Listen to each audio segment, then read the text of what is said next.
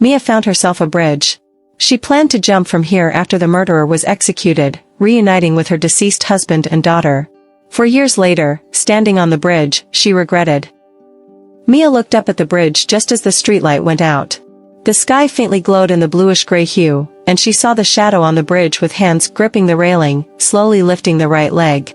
Working as a cleaner for nearly 4 years, Mia was responsible for the road beneath the Cross River Bridge. She had witnessed several suicide attempts.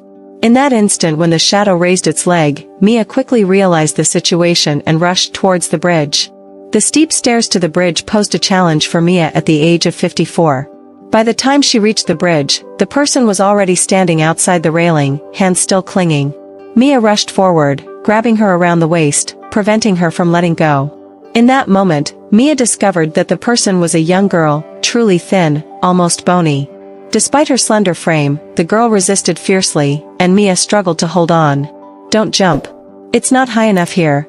I've seen a few who didn't succeed. It's even worse being bedridden," Mia shouted with genuine concern. As the girl's struggle eased for a moment, Mia took the opportunity to pull her upper body back over the railing. Both of them fell to the ground, and the girl, crying, clutched a package in her chest. Mia reached out, opened it, and saw the small face of a baby. Mia called the police. This wasn't the first time Mia had written a statement. Stolen cars, fights, even cases involving loss of life, all sorts of incidents occurred beneath the bridge. Mia truthfully recounted the events, then hurried back to continue sweeping. It took 2.5 hours, and Mia owed a favor to her colleague Sunjia who covered her shift. Before leaving, she saw the police serving a bowl of instant noodles to the young girl, saying, "Lucy, eat something first." That was the last impression Mia had of the incident. She didn't expect that after about 10 days, Lucy would come looking for her. Well, she was wearing the orange sanitation vest. It wasn't hard to find her in this area. She thought Lucy had come to thank her for saving her, but when Lucy spoke, she said, "Auntie, can you help me find a sanitation job too?" Mia found it absurd. She asked, "What about your family?" Lucy replied, "I don't have any." Alone with a baby, following Mia around, wasn't a solution. Mia took her to the station manager, but he refused, saying she was too young and wouldn't stay. It wasn't the station manager's fault. They had recruited a few in their 30s before, and none lasted more than 2 months. The harsh weather, meager pay, being so young, there were better options. After leaving the station manager's office, Lucy turned to Mia and asked, "Auntie, can I stay with you for a couple of days?" Mia said it wasn't possible. The sanitation station's dorms were allocated based on the number of people. Some couples both worked at the station and got a bigger room. For someone like Mia, living alone, she got the smallest one, 8 square meters. Squeezing in Lucy might be manageable, but adding a baby would be different. If the child cried, everyone in this 3-story building would probably come knocking, complaining about the noise. "I have no other options. If I continue like this, I might as well jump into the river. You saved me, so please help me again." Mia looked at her. The young girl was quite unreasonable, asking for help after Mia had already saved her. She no longer held back, picked up the big broom, and started sweeping under Lucy's feet. Lucy jumped back a couple of steps, slowly retreating towards the door. Mia observed her expression. She seemed on the verge of tears but managed to hold back. As she approached the main entrance, she suddenly said, "Auntie, I'm really scared." She hadn't dared to sleep for 2 days. She slept in the underground passage, under the bridge, where there were other homeless people nearby. She was afraid they would approach her, and she couldn't close her eyes at night. This morning, unable to endure any longer, she fell asleep under the bridge. When she opened her eyes, an old man was undoing her clothes. His face was right here, so close I could smell him. Saying this, she finally burst into tears. She cried loudly, and the baby in her arms, influenced by the mother's sorrow, also started crying. The station manager rushed out, asking, "What's wrong? Why are you crying like this?" Lucy pulled out a look from her tears and looked at the station manager, saying, "I'm really at my wit's end. I won't run away. Please take me in." This girl was quite clever. Mia could tell that she was genuinely heartbroken, and her tears were sincere. Even in such a state, it didn't affect her ability to capture the station manager's soft spot. At this moment, she genuinely wanted to live. For someone with such a desire, there should be a way. Mia spoke up, "Why don't you give it a try? We're short-staffed now. If you don't hire her, we'll still be short-staffed." Lucy's dormitory was right next to Mia's, the innermost room on this floor. In the initial days, Lucy brought her child to work. As time passed, she became acquainted with everyone. She learned that on the third floor, Sun Jie and her husband shared a dormitory, and Sun Jie's mother also lived with them. Although the dormitory rules stated that only underage children could live with employees, and other relatives or friends were not allowed, Sun's mother was over 70 and had poor eyesight. While the station leaders were aware, they didn't make an issue of it. Lucy paid Sun's elderly mother 350 yuan per month to look after her child. The looking after meant placing the child on the bed, feeding the bottle when the baby cried, and Lucy had to return to change diapers. At first, when Sun Jie heard that Lucy was paying her mother to look after the child, she couldn't believe it, thinking, her eyesight is so bad. Lucy explained that since the child couldn't crawl yet, as long as Sun's mother sat on the bed, preventing the child from falling off, it would be fine. The sound insulation was poor, and Mia could hear their conversations. She could even discern Lucy's apologetic tone in her words. She knew that putting on a smile worked. Although it wasn't always effective, it was the most convenient and cost-effective method available to them. Initially, Sun Jie was pleasantly surprised that her mother could earn money by taking care of the child. However, after more than a month, she began to strictly delineate the time covered by the 350 yuan. It could only include the time until Lucy finished work, with a maximum grace period of 10 minutes, not a minute more. Therefore, Lucy had to cook dinner with the baby strapped to her back. The kitchen was on the side of the first-floor hallway, shared and somewhat larger than a regular room. Each person brought their own electric or gas stove.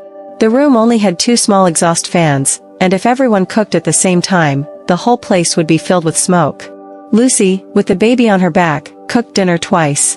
Someone couldn't bear it and said, "Such a small child being smoked in the kitchen is not good, or isn't it afraid of being burned while on your back? Aren't you afraid? I'm even afraid I might accidentally touch her." Someone else suggested, "Just give Sun Jie's family an extra 50 yuan, and let their old lady help you watch the child during the half-hour of cooking." Lucy continued to smile, saying she would be careful not to let the child disturb everyone. But Mia noticed that, for the sake of speed, Lucy's dinners had mostly become instant noodles or fried rice with pickles. On a particular day, Lucy unexpectedly started cooking stir-fried vegetables.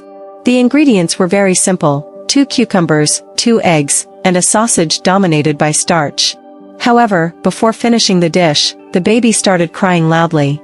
In the not-so-large kitchen, already warmer than outside, with an old exhaust fan making a clattering noise, and several people feeling irritated, the child's loud cries added to the restlessness.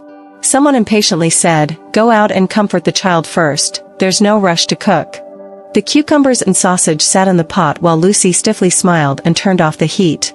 "Go ahead, I'll finish these last few steps for you and bring it over in a bit." Mia couldn't bear it in the end.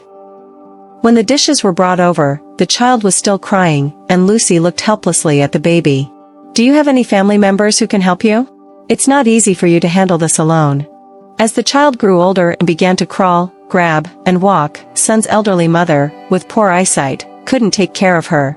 Moreover, each dormitory was so small that a hot water bottle was placed at the foot of the bed, and an extension cord lay beside it. For a child, it was fraught with danger. "No," Lucy answered decisively. "Auntie, I saved my life because of you. I'm not afraid to tell you that if it weren't for them, I wouldn't be here today." In the year 2000, when the one-child policy was still in effect, her birth was arranged in exchange for her brother's mental capabilities. Although this exchange was not the wish of anyone involved. Her brother was diagnosed with mental developmental delay at the age of 5. Before that, his various behaviors that differed from other children were considered as quiet and slow to speak. When the kindergarten teacher sensed that something was wrong and suggested taking the child to the hospital for a checkup, Lucy's father's initial reaction was anger. He shouted loudly, "Who are you to suggest that my child is sick because you can't handle him?" Later, he also confronted the doctor in the hospital in the same manner, calling him a quack who couldn't treat patients and was just scaring people to make money. The doctor patiently and sympathetically looked at him, picked up the diagnosis report that Lucy's father had thrown on the ground, and pushed it back to him. That diagnosis report was later used not only for treatment but also to apply for a second childbirth permit. Lucy was approved for birth because of it. From birth, she bore the responsibility arranged by her parents, taking care of her brother, changing clothes stained with saliva and food residue, changing sheets and bedding, cooking, and washing his hair. As she grew a bit older and gained strength, she also needed to rush up when he lost control and hold on to his hands and feet. Later, as parents began to ask her to take care of her brother in a different way, saying that there was a family interested in her. They thought she was diligent, tidy, and had a fortunate appearance, and they wanted her to be their daughter-in-law. At that time, she was 18, just starting her senior year. Of course, she refused. Her parents sat opposite her, speaking earnestly. The Parker family had good financial conditions, and their son was well-behaved. It wasn't that they couldn't find a suitable daughter-in-law, the Parkers genuinely liked her. Lucy didn't believe it. After all these years of education, if it were indeed such a family, why would they cast their gaze on Lucy's poor and destitute family, on a high school student who was still in school? One by one, Lucy listened to their arguments. Her mother finally spoke the truth. Parker had a bit of a bad temper, and they were getting anxious. But he's a good person, her mother defended him. They even said they're willing to give your brother $100,000 for the wedding, and they'll definitely help if your brother has difficulties in the future. Lucy looked at her parents in shock. She didn't know if she was more shocked to be sold off or that her brother, who couldn't live independently, was still being considered for marriage. A few days later, I ran away, Lucy told Mia. Lucy discovered that her parents had taken leave for her from school and restricted her from going out. She guessed what her parents were planning. One day, when her brother suddenly had a violent fit, and they were busy holding him down, she took the opportunity to run away. She only took her ID card and 53 yuan. She went to the train station, within the range of 53 yuan for a ticket, and chose a city she had never heard of. She thought, if even she hadn't heard of the place, her parents wouldn't think of looking for her there. She found a small factory that provided food and accommodation and worked there. After saving some money, she bought a ticket to Guangdong. Many factories were there, and most importantly, it was far from home. Until the year 2020, a coworker who had returned to their hometown was diagnosed with pneumonia, and they were all taken for isolation. Her information was passed back to the street where her parents lived to confirm if she had recently visited. Her parents now knew where she was. They made many phone calls, crying, scolding, pleading, repenting, hoping she would come back. If it weren't for leaving only one person at home to take care of her brother, they might have already appeared at the factory gate. Lucy blocked their numbers. Until one day, a stranger's number sent a message, "Lucy, I'm Mom. Your dad is seriously ill." Lucy initially didn't believe it. She randomly picked a time and suddenly made a video call to her mother. Her mother on the other end looked haggard, with peeling lips, and the flesh on her face and features sagging downward. Her father lay in a corner of the video, under a pile of indistinct blankets. For a moment, Lucy felt like he was already dead. "Why don't you go to the hospital? Did a doctor see him? What did they say?" "Your dad refuses to go to the hospital, saying there's no money at home." After much hesitation, Lucy finally set out on the journey back home. She continued to hesitate on the train, thinking that maybe it was a scam, perhaps her father's illness wasn't that serious, or maybe he wasn't sick at all. However, her mother's face was real, full of exhaustion and hardship. When she didn't look at them, she could bear it in her heart. But now, the faces of hardship and the scarce but existing happiness they gave her in her childhood overlapped before her eyes. When the train arrived, she got up, picked up her luggage, and went home. She arrived home at night, had dinner with her mother and brother, and fed her father a few sips of soup and rice. Parker's family appeared at their doorstep in the morning. As Mia listened to this, it felt like she was hearing a ghost story, and a sense of horror instantly filled her heart. She involuntarily glanced at the baby lying on the bed. "My mom first took away my ID," Lucy continued. Tears mixed with pleading, along with the sound of a locked door. Behind the door, her mother cried about the family's desperate situation. After the tears, she turned to threats. If Lucy didn't agree, if Parker's family didn't extend a helping hand, her father, brother, and herself would be left to die. The heart of stone that was Lucy could continue to work and live her life. "But can you still be happy thinking about us, even if you live well?" Her mother, through the door, uttered a curse with gritted teeth. Not sure if it was exhaustion, disappointment, or softening of the heart, Lucy gave in. She said, "All right, let's meet first. The young man seems good.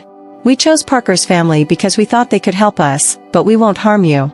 Without a clear decision, Lucy conceded. She said, "All right, let's meet first." Parker, who looked decent, didn't speak much during the dinner. Most of the conversation was led by Parker's mother. She said her son's flaw was his bad temper. In the 2 years Lucy was gone, he had a girlfriend aiming for marriage. However, the two often quarreled and eventually broke up. Lucy thought this family was at least honest. For 2 months, Lucy interacted with Parker. During this time, Parker's family took his father to the hospital. Whether due to a stroke of good luck or the doctor's magical touch, he was discharged after only 2 days, sitting up and talking. Lucy knew she had probably been deceived into coming back. But from what she saw, Parker might not be a bad choice. Her parents assured her with great conviction that they had inquired about Parker from his relatives and friends.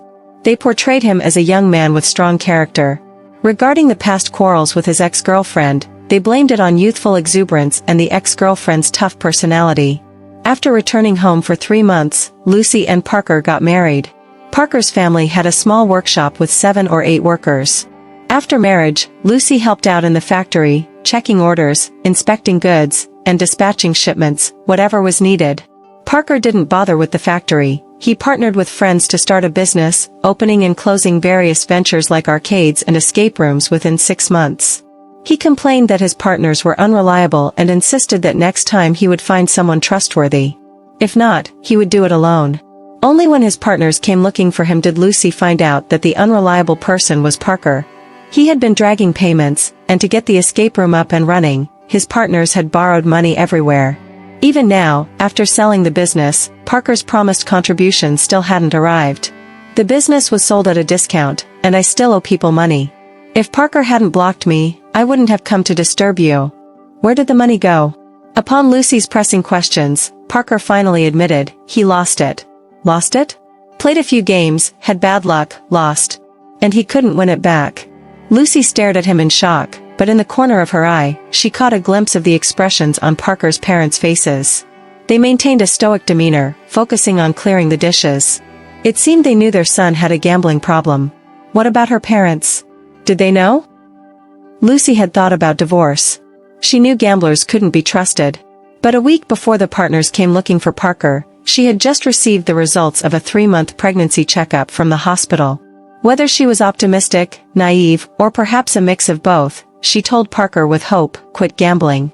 Let's work together, and by the time our child is born, you'll have completely quit. Parker agreed readily, saying, okay. Later, Lucy realized with certainty that such eagerness in such a significant matter might indicate a premeditated decision or resolute intentions. Alternatively, it could be a perfunctory response, a lackadaisical agreement. Parker was the latter. Initially, he pretended to be remorseful, constantly mentioning the dangers of gambling. Gradually, he started disappearing for periods of time with unclear destinations. Eventually, he showed impatience when Lucy questioned him. As time passed, he brazenly displayed a sense of indifference, as if everyone already knew, and there was no need for concealment. Lucy's illusions shattered completely 2 months before the birth of their daughter, Grace. That day, she stood in front of Parker, who was about to leave for gambling, and Parker hit her. A pregnant woman in her 8th month, with her swollen and fragile body, couldn't stop Parker's fists, even with a baby in her belly. After she fell to the ground, Parker left. She went to her parents and told them Parker was gambling. Her parents said, young people like to play. Besides, our family has money. She told them he had laid hands on her. Her parents said, didn't he apologize to you? His parents called us and said he even wanted to kneel down to make amends. He knows he was wrong and will change. Lucy didn't complain to her parents again. Parker, of course, didn't change his ways. He seemed to inadvertently test her new limits. Oh, so hitting her is something she can endure too. On the day of Grace's 1-month celebration, they had planned to imitate creative photos found online and take a set of pictures at home, but Parker didn't return until late at night. There was no need to ask, and no need to answer. She knew where Parker had been. Now, Lucy, holding her child, dared not stand in his way anymore. She could only question him. You said you'd quit gambling, didn't you? The child is born now. As she grows up and goes to school, you can't keep gambling like this. When she understands and realizes her father is a gambler, what will she think? Parker finally became impatient. He casually threw the water kettle on the table, smashing it against the wall. It made a bang sound as it hit the ground, glass and boiling water splashing everywhere. Grace started crying loudly. Parker became more irritable. He forcefully pushed them away. Lucy was pushed backward, her back hitting the glass shards from the shattered kettle.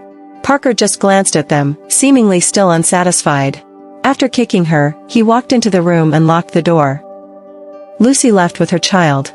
She wanted to go to the hospital to remove the glass shards but, looking at her phone balance, opted for a nearby open clinic.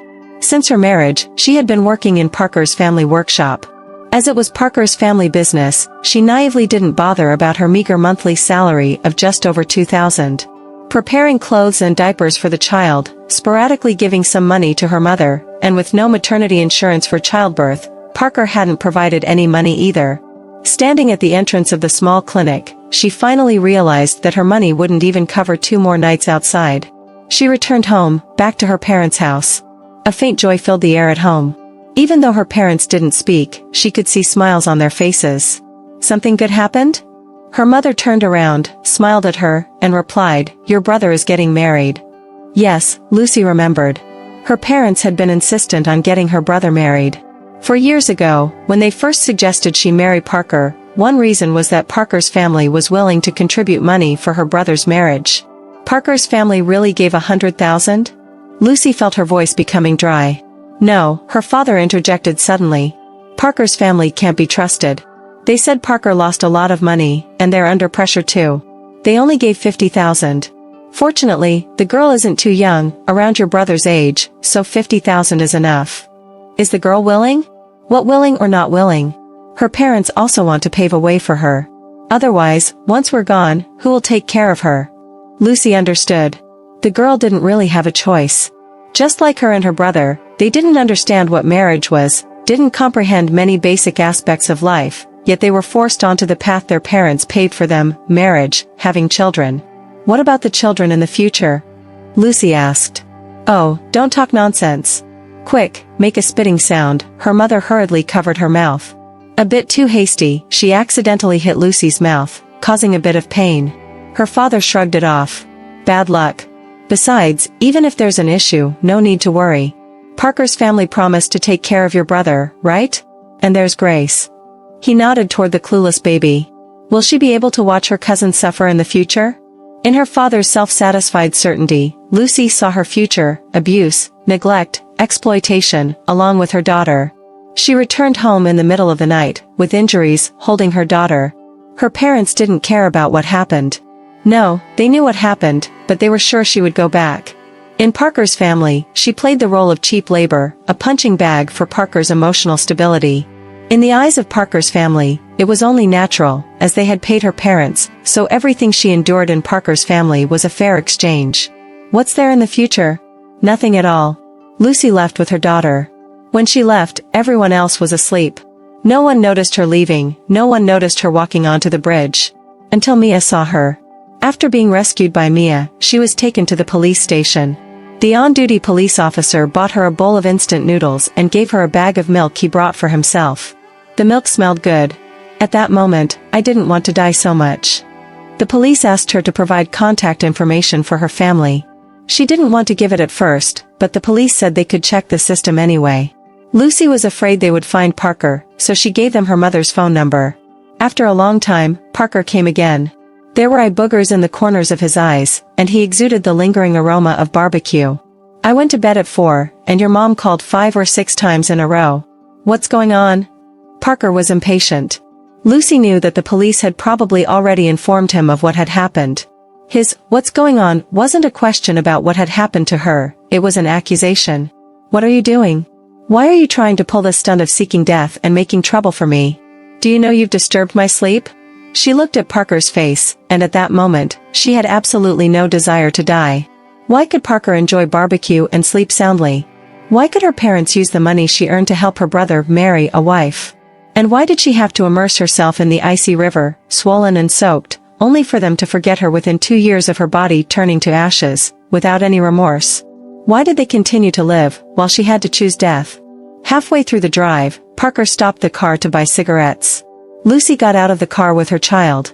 Before getting out, she searched through the storage box in the front passenger seat. There were only scattered tens of yuan and a gas card. She took them all, better than having nothing. Auntie, what I said that day must have upset you.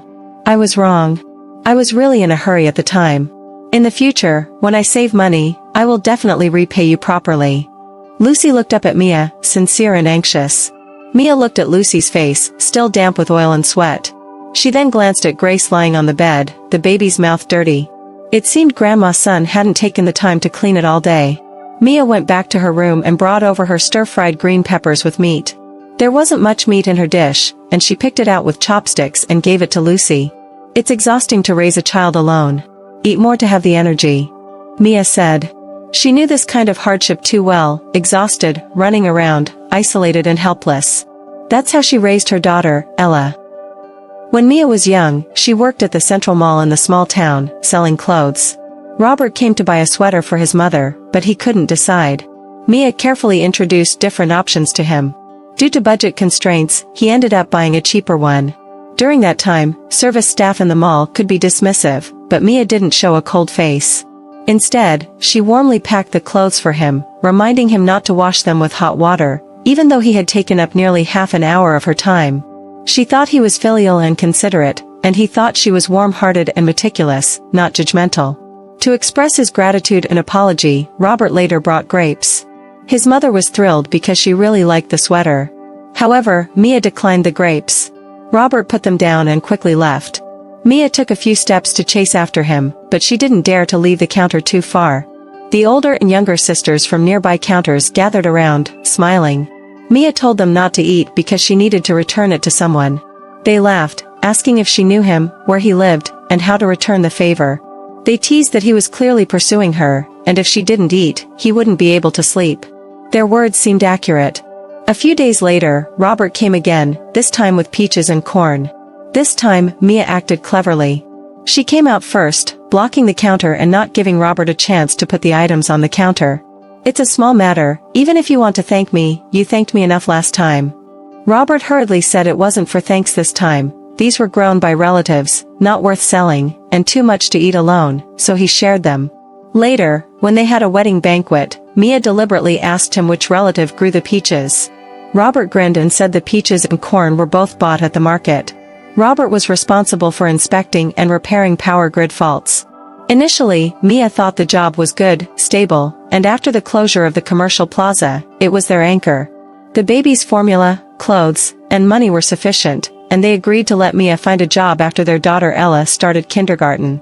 However, since Mia once gave Robert a raincoat and saw a photo of him on the bulletin board fixing power lines, she began worrying about his safety. Working at such heights, dealing with high voltages, climbing even in windy and rainy weather, what if he fell? What if he got electrocuted? She asked Robert if he could change his position. Robert said, I learned this, and this is what I can do. I can't transfer to an office, and I can't do office work. He reassured her multiple times. They had operational guidelines, and if followed, nothing would happen. He promised to be extra careful. Robert kept his word until the day of his death. He never experienced any operational accidents. He died on a late night returning home from work.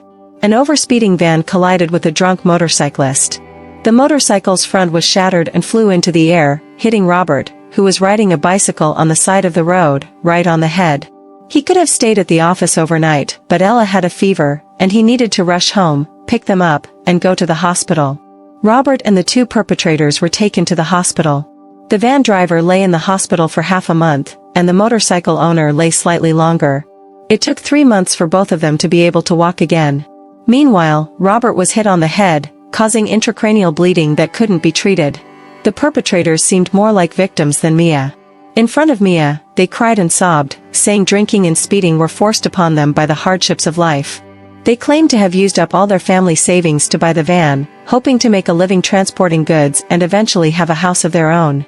The motorcycle owner did own a house, but it accommodated 7 people, including both sets of parents and children, and had only 2 rooms and a living room. There were bunk beds in the living room, with a small square table piled with leftovers and homework.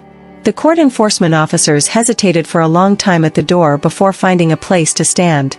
The only house owned by the debtor cannot be forcibly auctioned. Apart from this, they have no assets, no fixed income. This compensation will not be easy to execute, and the process may be quite lengthy. That was the summer of 1999. In their original plan, Ella would have started kindergarten after the summer, and Mia would have found a job. Now, it seemed that the plan hadn't changed much. Ella still entered kindergarten on September 1st, and Mia would go find a job. However, there would be no more consultations with Robert, and no one would say, "No hurry, take your time, find a job you like, my salary can support us." Finding a suitable job was not easy. The work hours were too long, making it difficult for Mia to take care of Ella. Jobs with more flexible hours didn't offer enough to meet the needs of both of them. After 2 weeks of navigating the labor market, Mia approached Robert's former workplace, pleading with Robert's old boss to help her secure a job. This wasn't something Mia willingly did, and as she begged, she felt she was bringing shame to Robert. However, continuing with life was the top priority. Mia secured a job reading electric meters. Although it was a temporary position, the pay was regular, and during holidays, she received her share of fruits, rice, detergent, and other supplies, just like permanent employees. Mia felt that enduring the shame was worthwhile. She worked diligently. She thought she couldn't let Robert's old boss regret helping her, and she couldn't give others an excuse to let her go. She needed to keep this job, send Ella to university, take care of Robert's and her parents in their old age, and save some money for Ella. Ideally, in a situation where all these funds were accumulated, she wanted to save a bit for her own retirement, so as not to burden Ella in her old age. Mia even formulated some work strategies herself, such as taking advantage of the beginning when mood and physical strength were good, climbing to the top floor in one go, and then reading the meters floor by floor. For houses where no one was home during the day, it was best to make another round between 6:30 p.m. and 8:30 p.m. when most people were at home. Any later, and knocking on doors would lead to scolding. Because Mia often had to go out at night to cover homes she missed during the day, Ella learned to make fried rice for herself during those times. She also learned to insert a key into the lock from the inside, preventing anyone from attempting to open the door from the outside. But no matter how hard Mia tried, she couldn't prevent things beyond her control. Mergers, closures, reorganizations. After a series of processes that Mia couldn't fully comprehend, Robert's former workplace changed its name and leadership. Robert's old boss stepped down from a leadership position, becoming an ordinary employee waiting for retirement. Mia's 6-year career as a meter reader came to an end. That year, Ella was only in the 4th grade, and Mia's journey, which she had set for herself, had taken only a small step. Mia re-entered the labor market. Her experience as a meter reader didn't make her more competitive. However, compared to 6 years ago, she had accepted that work couldn't be perfect. If she wanted to earn money, she couldn't care for Ella as meticulously as an ideal mother would. Although the so-called earning money was merely sustaining basic living, Mia worked as a sorter in a small food factory, and later as a gas station attendant, both requiring shift work. Sometimes, when Ella finished school, Mia would be heading out to work. Ella would be at school when Mia hadn't returned from work. Therefore, Ella grew up very independently. She managed her own time, learned to fry fish and stew soup in 6th grade, and could proficiently answer what measures to take in the event of a gas leak or a fire. Other concerns that Mia had once worried about were gradually let go over time. The only thing she couldn't let go of was Ella's safety on the way to and from school, worrying about reckless drivers and ill-intentioned individuals. Robert died on his way home from work, on a wide road, in a tragic accident. If Mia had a choice, she would want to personally pick up and drop off Ella every day, but she didn't have that option. Mia had thought of many ways, apart from repeatedly advising Ella not to wear headphones on the road, teaching her to keep an eye on 6 paths and listen in all directions. She attached rearview mirrors to Ella's bicycle. Ella was the only student in the entire school riding a bike to school with a helmet.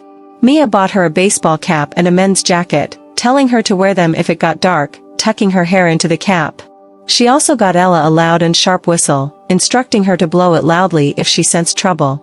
She didn't know if these measures were effective, but Ella did grow up safely, attended high school, went to college, and stayed in the provincial capital for work. She had grown into an adult.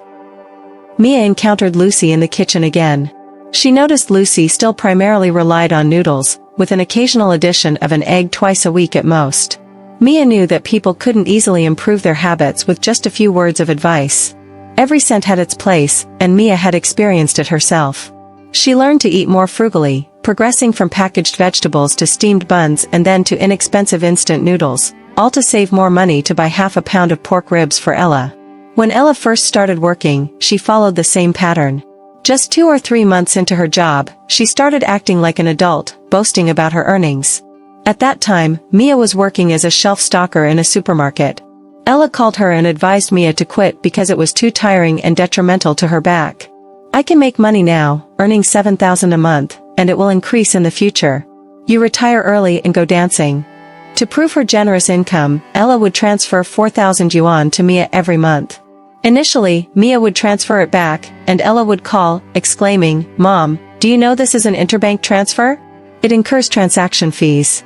Transaction fees are money too." Mia stopped insisting and thought it was okay to save it for Ella. After a few months of back and forth, they compromised. Mia took a less demanding job washing dishes in a kindergarten cafeteria, with lower pay and shorter hours. Ella no longer urged her mother to retire, having more time to rest was enough. Only then did Mia dare to treat herself to a cup of powdered milk and an egg every day.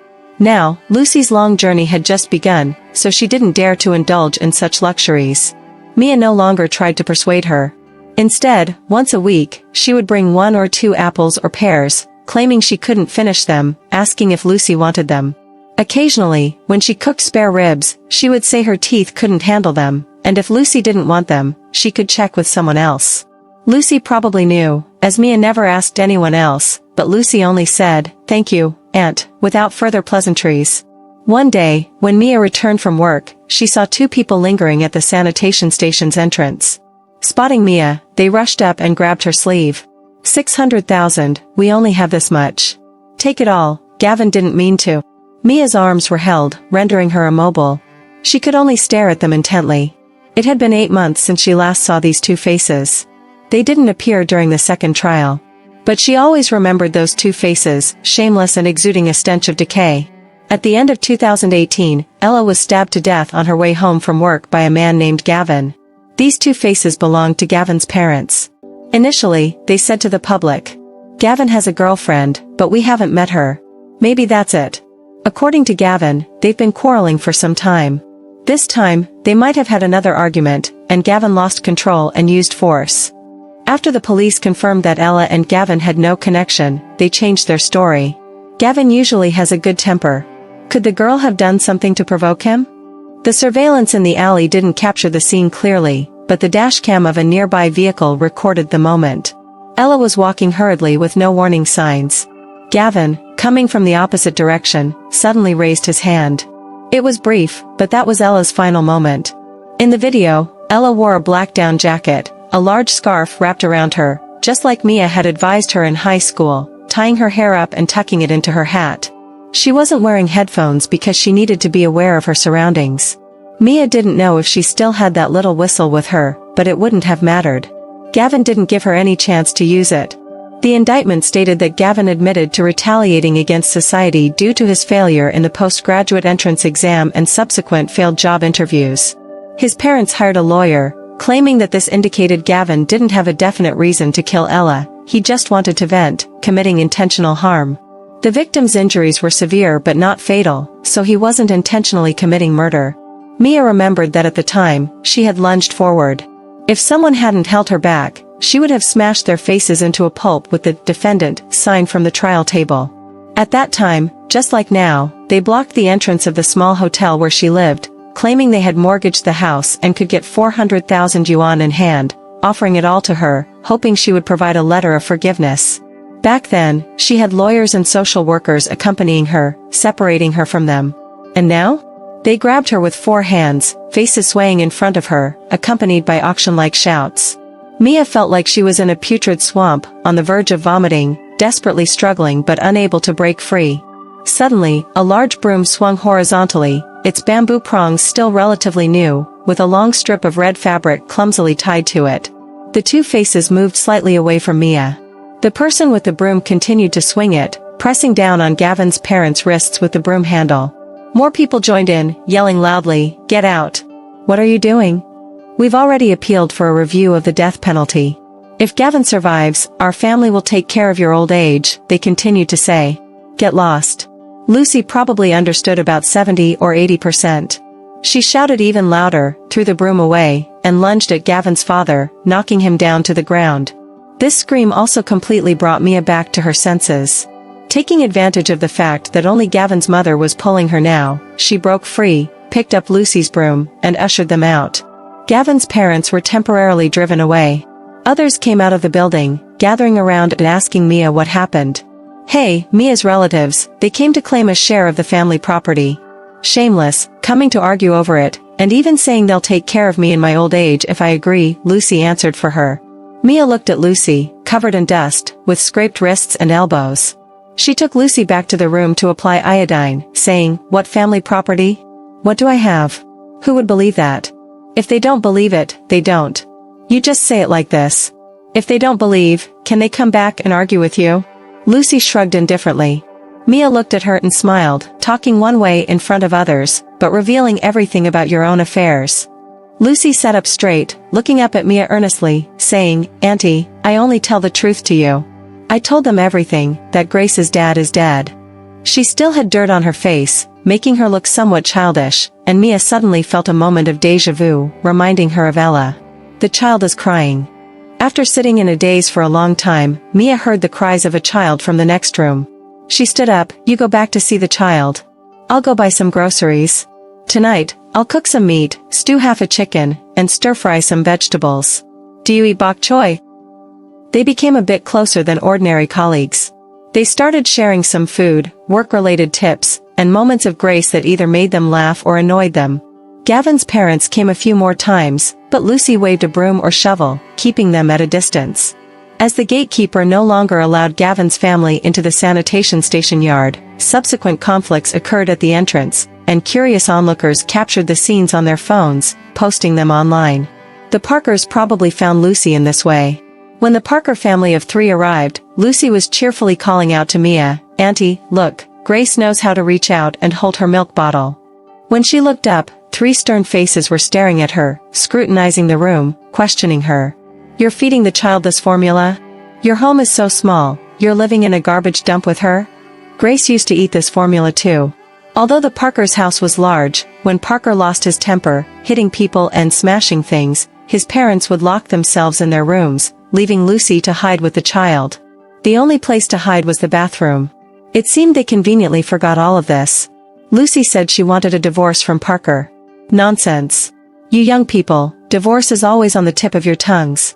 You don't understand the value of marriage," Parker's father lectured, then added, "Just a few days ago, we went to give a wedding gift to your brother. Your parents just told us that they feel at ease with you in our family." Lucy knew what this meant. Parker's family spent money on her in exchange for her being a labor force, supporting the factory and doing household chores, and even raising children. They hadn't earned back their investment yet, so how could they allow an easy divorce? Parker hadn't thought about the money, as it was spent from his parents' hands. He was still concerned about Face, so he stubbornly said, "Fine, I don't want to live with you either. We can get a divorce. You can leave the child behind." He didn't love or care about the child. At this moment, he suddenly put on the appearance of a kind father. Lucy said, "No. Fine, then we'll see you in court." He took a step forward, clenching his fist. Perhaps frightened by the prospect of being hit, Lucy, seeing his fist, instinctively cowered, shoulders raised. Mia noticed. She walked to the doorway, standing between Lucy and Parker, and said, "All right, we'll see you in court. The child isn't even a year old yet. He's a real father, gambling and abusing. Let's see who the court will award Grace to." She held a spatula, ready to strike back if Parker laid hands on her. But Parker just stared at her, and his clenched fist hesitated, reluctant to strike. Parker's parents started coming more frequently. They had a stronger sense of moral righteousness than Gavin's parents. The young couple had a little quarrel, so they took the child and hid, not letting us see them. "Our granddaughter is so young, staying here with her is not good for food and accommodation. We just want to take them back." "What's wrong with that? Is your unit supporting hiding people?" They were morally righteous. The gatekeeper was at a loss. He found Lucy, praising her for being able to endure hardship, not like he initially thought, working for a few days and then running away. But then, he turned the conversation around, saying, "But I suggest you handle your family matters first, don't disturb the normal work order of the station." Mia went to see him, saying that it wasn't Lucy causing the disturbance, it was Parker's parents. They should be dealt with to restore order. Why advise Lucy to leave? "Mia, don't pay attention to what they're saying, true or not. What if they post a video online? It won't be good for our station's reputation. You know about online comments. The gatekeeper shrugged, looking troubled and innocent. Mia remained silent. She knew the gatekeeper spoke without malice, but he was right. She was aware of the online comments. When Ella's incident happened, the case became a hot topic in the news. Young woman, murder, late at night, were deliberately highlighted and bolded, appearing on various social media accounts or self-media. In the comments, people confidently speculated about various things. That guy was her boyfriend. They had a fight, and the girl cursed him badly. Unable to bear it, the guy resorted to violence. Exactly. People don't resort to murder unless they're driven to a dead end. The guy looks quite honest. What kind of fight would lead to murder? I'll give you a hint, the girl had just finished work. What kind of job has late night shifts? Think about it. Oh, I see. Someone suddenly enlightened. Mia stared fixedly at the screen, wishing she could reach in and pluck out their tongues one by one. At that time, Mia lived in a dilapidated motel that cost 35 yuan a day because she couldn't stay in the house Ella had rented. While washing her face in the public bathroom at the end of the corridor, she saw a middle-aged man next to her rubbing his trousers, watching the segment captured by the dashcam. He replayed it repeatedly, wearing a smirk of unknown meaning as he watched. Mia stood there, the towel in her hand wringing dry, soaked with water. The man finally turned off the video. Whether he spoke to Mia or the person brushing their teeth on his other side, he sighed with a meaningful tone, saying, "These young women nowadays, if they worked hard and didn't run around at night, how could they end up dead?" Mia threw the water-soaked towel in her hand at the man's head. The man turned to retaliate, and she screamed, wrestling with the man. People pulled them apart, the man holding his bleeding nose, shouting that he would call the police. In the end, lawyer Skylar arrived and quieted the man's clamoring. Pointing at Mia's bleeding forehead, she said, "Go ahead, get your injuries checked. Each bears their own responsibility." The man fell silent. Just like Parker later. Skylar took Mia to bandage her wound, and Mia, thinking Skylar was going to blame her for being impulsive, was surprised when Skylar spoke, "Your aim was terrible." After a moment, she sighed, "Fortunately, your aim was terrible." Mia and Skylar met at the entrance of the police station. Mia, teary-eyed, came out of the main gate, and Skylar, jogging from the roadside, caught up, saying she was a legal professional. She asked Mia what had happened and offered to lend a listening ear. Mia needed to share her pain with someone. She couldn't bear it alone, so she told Skylar. Skylar said, "This could be a criminal case with civil compensation. Let me be your civil lawyer." Mia replied, "I don't want compensation. I just want him to pay with his life." Skylar said, "That's not contradictory." Mia didn't know if what lawyer Skylar said was true or false, but Skylar earnestly listened to her pain. Her face was filled with empathy, and she even took out a water bottle from her bag and handed it to Mia. Mia felt she could trust her. Unbeknownst to Mia, lawyer Skylar was a senior newcomer who only entered the legal profession at the age of 38. With no cases on hand, she often lingered around the entrances of the police station and the court, looking for people coming out with faces full of worry. Seeing Mia's expression filled with pain, lawyer Skylar approached her. When she heard it was a homicide case, lawyer Skylar thought, the compensation would be substantial. However, lawyer Skylar hadn't learned to completely separate personal emotions from work. In the process of accompanying Mia, she gradually softened under Mia's pain. Before the first trial, when Mia decisively said she didn't want compensation and wouldn't give Gavin's family any leverage, lawyer Skylar forgot to use a more professional tone to persuade Mia. She forgot to tell her that imprisonment and compensation were not contradictory. Like a friend, she said to Mia, "You should also consider your future life. Without a daughter and with a meager salary, facing difficulties in old age, you need money for everything. Think about yourself." Mia asked, "Are you afraid of not getting your commission? Calculate how much you can get if Gavin's family compensates. I'll give it to you." The money Ella left for her, Mia kept for her daughter's future, buying a house, getting married, continuing education, whatever she wanted. Now, she didn't need it, so she thought of using it here. Lawyer Skylar remained silent for a long time, stood up, and said, "Since you don't want compensation, and there's nothing in the contract to fulfill, just give me the agreed-upon base fee. Rest well these days. You can show emotions in court, but don't get too agitated." After the verdict of the first trial came out, Mia sent a text to inform lawyer Skylar of the outcome. She replied, and beyond that, the two had no further contact. But today, after coming out of the station manager's office, Mia hesitated for a long time and dialed lawyer Skylar's number. Mia's question was about Lucy's custody rights. Lawyer Schuyler said, "Bring her along, and let's meet. It's been a few years, and it's a good opportunity to see how you're doing." They arranged to meet at a noodle shop near the sanitation station. Compared to 4 years ago, Lawyer Schuyler used fewer filler words and spoke more concisely. "You need a job. If Mia couldn't continue with the sanitation station job, she should prioritize finding another. Keep evidence." This included all the payment records for childbirth, various expenses for buying formula, diapers, and more, the monthly salary notification messages, and the WeChat messages advising Parker not to gamble. "Do you have medical records for the injuries sustained?" Lucy shook her head. She went to a small clinic at that time, and apart from personal transactions with the doctor, there was no other evidence. "Well, there's nothing we can do about that," Lawyer Schuyler said regretfully. "Considering your situation, I wouldn't recommend going back to live with Parker's family just to gather evidence.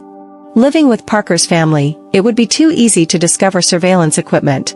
Moreover, if they attempted to take the child by force, Lucy would be helpless alone. Find a place to stay." Lawyer Schuyler advised, "Don't choose somewhere too remote. If they locate you to take the child, it'll be hard to find surveillance or witnesses. Additionally, having a stable residence is crucial if you want custody. Renting is fine, as long as it's relatively stable." Lucy fell silent. She had saved a little money, but when it came to renting a place, that meager amount seemed hardly worth mentioning.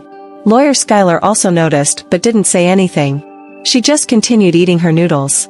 Suddenly, the young women next door burst into laughter, a world where joy and sorrow don't communicate. Mia spoke up, "You can stay at my place." Her home wasn't in the sanitation station dormitory. It was where she and Robert got married, where Ella was born and raised, a small town 35 minutes away from the city by train.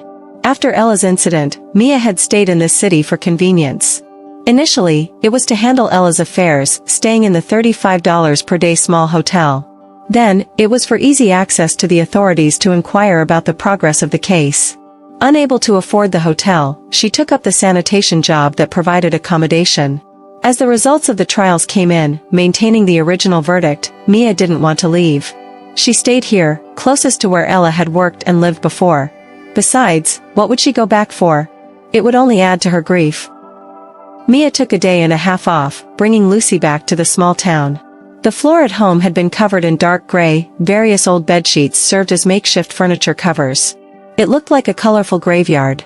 It felt like these intervening years hadn't happened at all for Mia. She felt like she was back on the night when Robert had an accident or the morning when she received the news of Ella's murder. However, Grace didn't give Mia much time for sentimentality. Whether she wanted to eat or needed a diaper change, she began to cry loudly. The electric kettle was still in the luggage bag, and there wasn't a designated place to change diapers at home. The two adults quickly started preparing. Old sheets were pulled away, revealing a floral cover on the sofa. A small yellow blanket was spread over the master bedroom bed for Grace. The kitchen kettle hissed with boiling water. Lucy pushed a mop back and forth, and the scent of dust and moisture mingled to create a post-rain atmosphere, revealing a glimpse of the past in this home. Lucy wanted to find a job, but the immediate issue was who would take care of Grace while she was working. Mia said, "I'll check for you." It was Clara, who used to look after Ella when she was in kindergarten. She knew Mia's situation. Sometimes when Mia was late picking up Ella, Clara wasn't in a hurry. She didn't call or rush, instead, she told stories and did crafts with Ella. When Mia arrived, Clara would smile and say, "Ella, look over here." Young Ella loved her a lot and would always talk about Clara, what she did and how she was. Clara should be retired by now. Mia took Lucy downstairs, walked towards the third building, and climbed up to the second floor, knocking on the door. Clara opened the door. Seeing Mia and glimpsing someone behind her, she blurted out, "Mia, Ella." Realizing her mistake, she tried to correct herself but Lucy had already introduced herself. "Clara, I'm Mia's niece, here to trouble you." Mia looked at Lucy, thinking that finding a job for this girl wouldn't be a problem, surviving wouldn't be an issue either, as long as she left her own home and Parker's home. That night, Mia lay on her own sofa after 4 years. The moon was large and cast a bright patch on the floor, illuminating everything in the house. A family portrait hung on the wall behind the TV. It was Mia at 28 and Robert at 29, smiling while holding their daughter in front of the camera. On the sideboard were Ella's math competition trophies and a photo of mother and daughter at the university gate on the day of enrollment. Mia envied those moments in time. Moonlight also shone on the door of Ella's room. She hadn't opened that door today, nor had she cleaned it. The room would remain untouched. When Ella came back, even without the moon, she would know where her desk was and where her little bed was. Mia felt tears welling up. The bedside lamp in the master bedroom lit up. With the light on, the moonlight faded, hiding the photos and trophies beyond the beam of the lamp. Lucy stood at the bedroom doorway, saying, "Mia, isn't the sofa uncomfortable to sleep on? Come in and sleep with me." Mia said, "It's comfortable." Lucy said, "I can't sleep. I suddenly feel a bit anxious. What if I can't do what lawyer Skylar said? Or even if I do, I still can't win Grace's custody." Mia sighed inwardly, temporarily putting aside the tears that were about to fall. She sat up, grabbed a pillow and blanket, and said, "Okay, if you're not at ease in your mind, just talk to me." Under the same moonlight, the two lay there, going through the jobs Lucy could apply for. Then, they started planning how to allocate the monthly salary. Lucy said, "When I win custody, the first thing I'll do is change Grace's last name. But changing it to my last name doesn't make sense. Sometimes, even I don't want this last name." Lucy turned over, looked at Mia, and said, "How about changing it to your last name?" "What are you talking about?" Mia laughed. The next afternoon, Mia went back to work. Before leaving, she went to the bookstore to buy Lucy 2 books on marriage law. Not feeling secure because you don't understand is normal. Take a look when you have time. The more you know, the more confident you'll be, she told Lucy. She had encouraged herself the same way, buying a criminal law textbook and struggling to digest the vague text late at night. It was her plan in case Gavin didn't get the death penalty. Now, she was passing on this method to Lucy. In the 3rd week since Mia returned to the provincial capital, Lucy found a job as an online store customer service representative. Excitedly, she shared with Mia how she had originally applied for a packing position but was offered the customer service role because the shop owner thought she was young, had completed high school, and could type quickly. "Mia, I'm reading the books you bought. I've made up my mind. After the probation period, I'll file for divorce. Grace is still young, and the chances of getting custody are higher for me. Mia, the boss is really nice. She gave Grace a few sets of clothes to wear. Her child only wore them a couple of times, so they're practically new. Mia, Clara said today Grace called her mom, but unfortunately, I was at work and didn't hear it. I'll make her say it again when I get back, but she refuses. Every other day, she would ask, Mia, how are you? Mia always replied with, still the same. Indeed, life was almost unchanged, leaving at 4 a.m. and returning to the dormitory when it was dark. However, there were some different things happening. For instance, the review results of Gavin's appeal were out. The original judgment had clear facts and sufficient evidence. She would soon be able to await the day of his execution. Also, due to the review results, the case was once again treated as social news, and the speculations and insults from the comments section resurfaced. But Mia didn't care anymore. She was just quietly waiting for the day Gavin would be executed. It was October 19th, the sun warmly shining down. Mia stood on the bridge, overlooking the river. The water was blue, calm, and reflective of autumn colors between the tall buildings on both sides. Should she take off her shoes? Should she leave her phone behind? Mia hesitated. 4 years ago, Mia had decided that when Gavin was executed, she would reunite with the father and daughter. So when Skylar suggested she consider retirement, she completely disregarded it because she hadn't planned to live into her 70s or 80s. She had chosen the location as well, this large bridge spanning the river. The bridge was high enough, and the river deep enough, for either falling or drowning. The views on both sides were good. She often looked up at this bridge during work, a symbol of her belonging. That's how she also discovered Lucy. But now, why was she wasting time hesitating over trivial matters like shoes and phones? Maybe she should leave the phone behind. It would be a good place to leave a message on the bridge, leaving everything to Lucy. She opened her phone and started typing.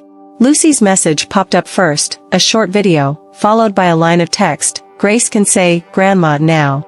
In the video, Grace wore a colorful hat with little bees on it, happily drooling and making sounds similar to Grandma towards the camera. As Mia carefully observed the little hat, she recognized it. After the case resurfaced in the news, there was always an account tirelessly arguing with the irresponsible comments under those short videos. Sometimes it presented logical arguments, and other times it engaged in verbal fights. The account's profile picture was the back of a child's head, wearing a colorful bee hat. When did I buy this hat for the child?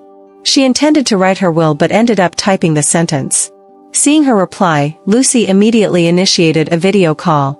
Holding Grace, she said, "Mom got a raise. Ask Grandma when we can celebrate with a meal together." Grace giggled towards the camera. "How about we come over tomorrow? Or would you prefer to come here? Bringing Grace over might be inconvenient." "Sure, what do you feel like eating? Hot pot or stir fry?" "Stir fry.